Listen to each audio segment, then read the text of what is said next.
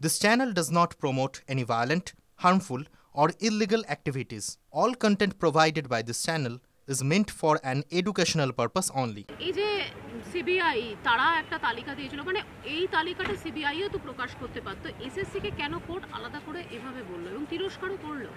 তার কারণ এই যে নিয়োগ প্রক্রিয়া, সেই নিয়োগ প্রক্রিয়াটি করেন এসএসসি, এবং এই যে নিয়োগের যে আইন, সেই আইনে নির্দিষ্টভাবে বলা আছে মেরিট লিস্ট কারা পাবলিশ করবে, ইন্টারভিউ লিস্ট কারা পাবলিশ করবে, প্যানেল কারা পাবলিশ করবে, ওয়েটিং লিস্ট কারা পাবলিশ করবে, কারা রেকমেন্ডেশন দেবে, এই সমস্তগুলোই করবে স্কুল সার্ভিস কমিশন। দেখুন, সিবিআই হচ্ছে তদন্তকারী সংস্থা, তারা নিয়োগকারী সংস্থা নয়।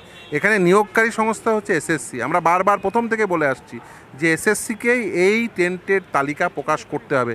আপনাদের মনে থাকবে, আমরা ইভেন কন্টেম্প মামলাও করেছি এবং আগামী 2 তারিখ সেই কন্টেম্প মামলার শুনানি আছে সুপ্রিম কোর্টে, যে মামলাটি অ্যাডমিট করেছে।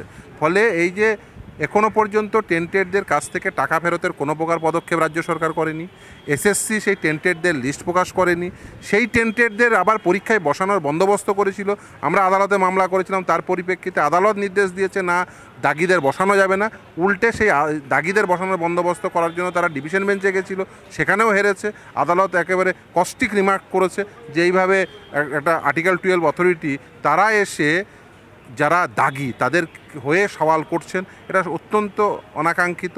কিন্তু এতদূর সত্ত্বেও আমরা বারবার দেখছি, বিশেষ করে রাজ্য সরকার এবং এসএসসির পক্ষ থেকে এই যে যারা দাগি তাদের পক্ষ নেওয়ার চেষ্টা করা হচ্ছে অবভিয়াসলি। তার কারণ এই যারা দাগি, যারা সাদা খাতার শিক্ষক, তারা তো আর এমনি এমনি সাদা খাতার শিক্ষক হননি, তাদের কাছ থেকে পয়সা নেওয়া হয়েছে, অর্থের বিনিময়ে তারা চাকরি পেয়েছেন। সেই অর্থের বিনিময়ে যারা চাকরি পেয়েছেন তাদেরকেই মাইনের টাকা ফেরত দিতে বলেছেন। এখন যদি মাইনের টাকা ফেরত দিতে হয়, তাহলে তাদের জমি বিক্রি করে ওই নেতাদের টাকা দিয়েছেন, এখন বাড়ি বিক্রি করে মাইনের টাকা ফেরত দেবেন নাকি?